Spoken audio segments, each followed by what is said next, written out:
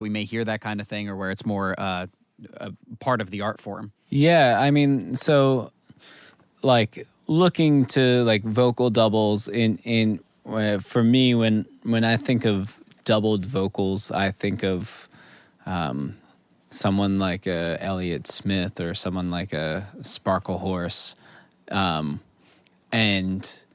even sometime like an Isaac Brock from Modest Mouse. He does a lot of vocal doubling, and they are eliciting some particular emotions in how they're using the doubles and for the genre.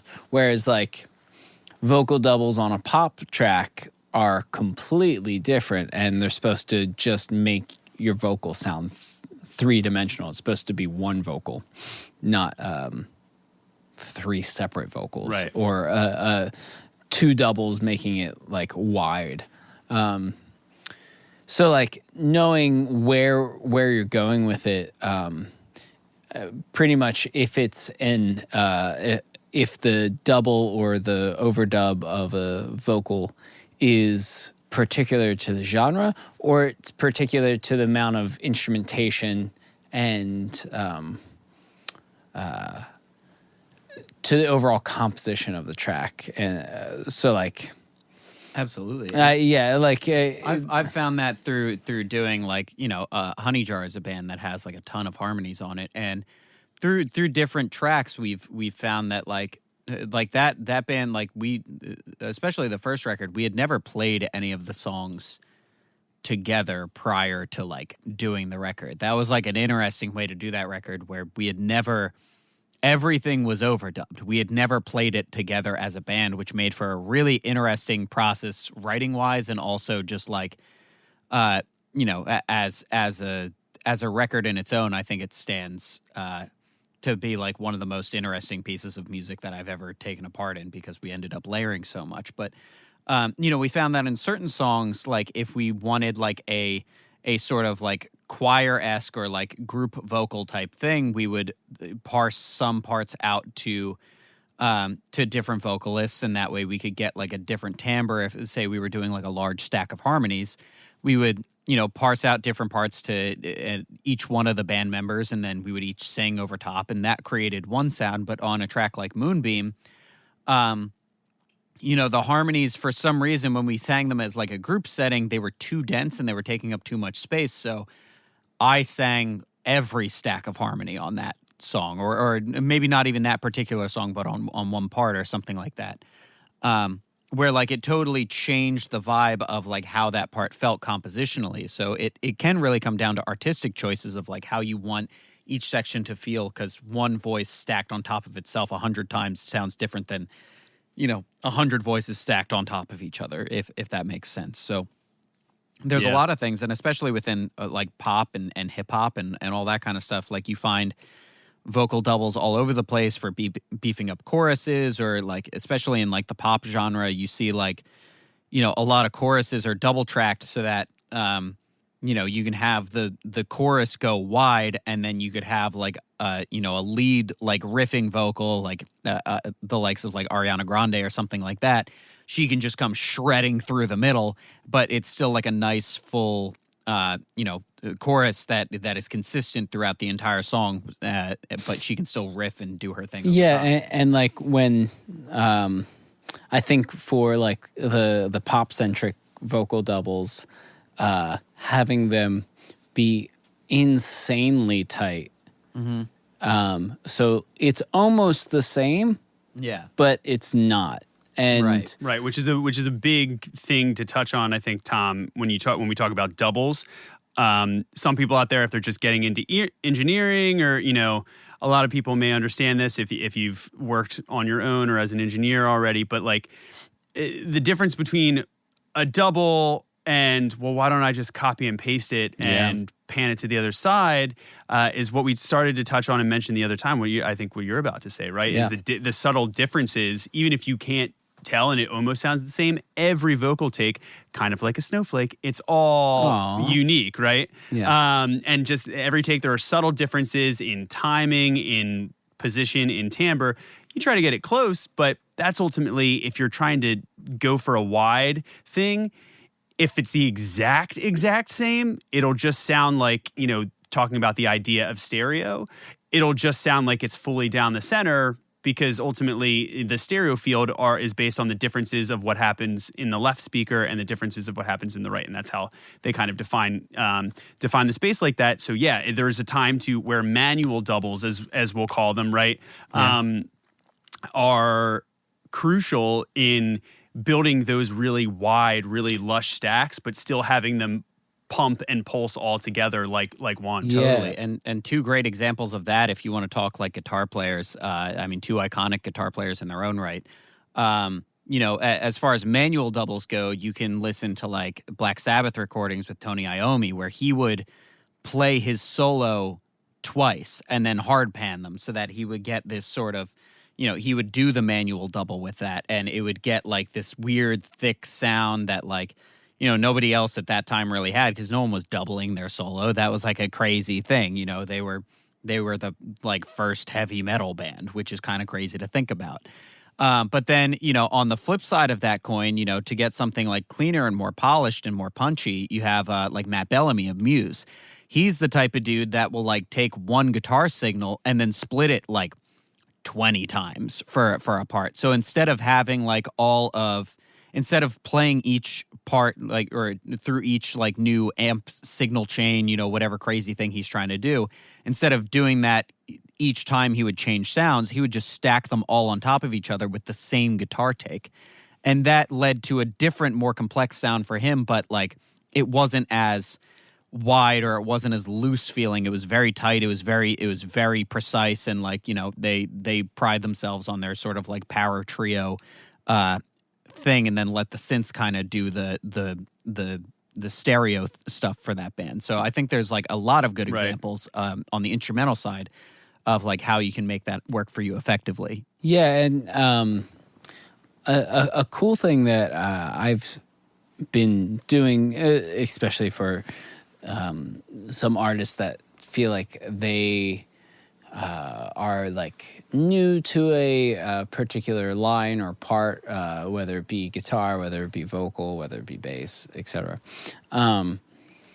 is we'll do the full take, we'll comp it, we'll get all that, and then we'll do a double of it. And then we have that double. Now it feels pretty organic and natural.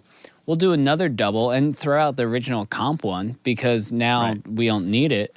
And I know, like for me personally, when I'm singing or when I'm playing guitar to something, having something as a reference, you're inspiring yourself. Yeah, and like I can lock into that. I don't have to pay attention to every single note. I know that if like I'm hearing it be tight in my head, then I'm right on the money. I can just focus on something, any other aspect. Dude, I love that trick, and I think for some singers it works so well. Jeff, who sings for a band called I Call Fives, is a great singer. Sometimes it's just incredible how the delivery of someone, like they're to the point where there have been a couple times that, that I went back, did that just as a guide if we're getting real, really in depth with some vocal stacks and trying some, out there harmonies for, for different little ad-lib things. And sometimes I'll do that, not that he needs it, but if it's a line we just made up on the fly and it's a little weird because we're trying to get it to tuck into a harmony or fill a certain thing, and it's not necessarily the most like musical on its own. And then when he gets it and is stuck in, though, there are some singers that I'm just like, we need to do that again because it was too tight. It won't be wide enough. Like, you know what I mean? And so there is a thing to it where I'm just like, I actually want you to do it, but like slightly less good because that almost felt uncanny. And so it's like, it is getting the organic thing, but having the guide in there kind of gives you and sometimes I'll do this for him, and some singers, like when they're doing harmonies, don't want the rest of the stuff in there.